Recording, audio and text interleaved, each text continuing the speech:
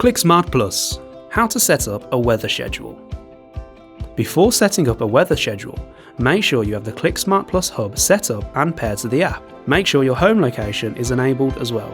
This can be found by pressing Me from the bottom menu. Tap Home Management. Choose your home and select Home Location. Once this is all set up, go back to the home screen and tap the ClickSmart Plus logo from the bottom menu. Slide across to Automation and then press the plus button in the top right hand corner. Next, launch When Weather Changes. Select your weather type. By selecting Sunset, Sunrise, you can select a task to happen before or after sunrise or sunset. Next, tap Run the device. Select the function. For a switch, this could be on, off, or reverse switch.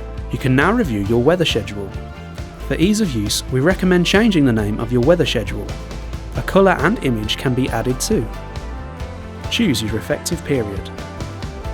Tap Save. Your weather schedule has been successfully created.